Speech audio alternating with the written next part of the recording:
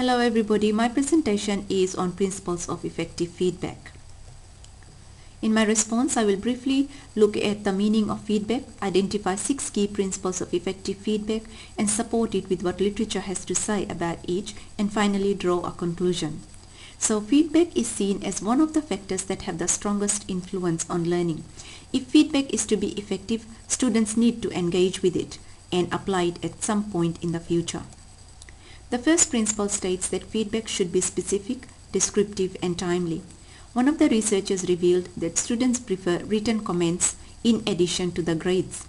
Another study highlighted that students do not necessarily find written comments with grades useful unless the language used is critical, clear and constructive and not judgmental.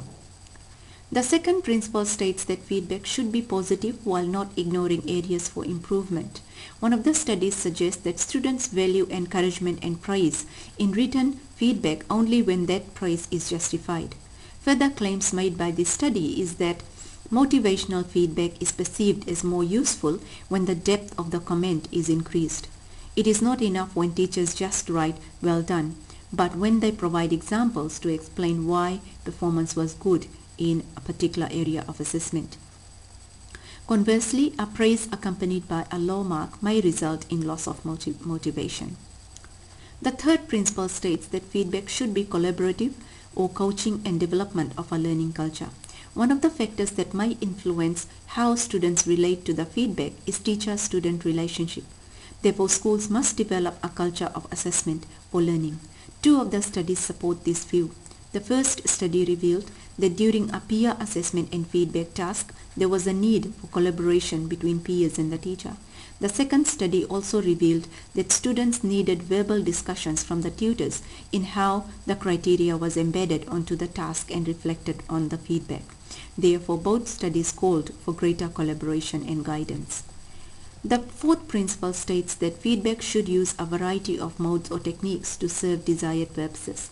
One of the studies showed that written feedback on skills development was preferred by language studies students, while feedback on comments over the content was preferred by technology students. Also, the language studies students treated feedback as a means of seeing where one has gone wrong, that is, as a feedback tool, whereas technology students treated feedback as a means of improving future performance, that is, as a feed-forward tool. Therefore, different forms of feedback practice is appropriate for different discipline areas. The fifth principle states that feedback should provide opportunities for self-reflection. One of the studies agrees that students are most likely to reach their personal best performance in working towards goals that are specific, challenging, competitively self-centered and focused on self-improvement. This means that goal-related feedback need not exclusively be centered on the goals of the teacher, but can also center on the goals of the student. This view is supported by another study which claims that students have the opportunity for self-assessment in a peer and reciprocal peer type of assessments. The last principle states that feedback should inform future teaching and learning. One of the studies suggests that in order to improve the relevance and effectiveness of feedback, it is important to acknowledge and articulate the assumptions based around feedback as explicitly as possible. Not only would this enable students to understand what is truly expected of them, but it would also help tutors and module designers to ensure that feedback truly addresses the areas of performance upon which the stated learning outcomes are focused. Another study claims that feedback literacy should not only relate to written feedback on formal assessments, but also to developing feedback practices that are closely integrated into classroom instruction. Therefore, I would like to conclude that marks or grades alone are not likely to provide all the needed feedback information.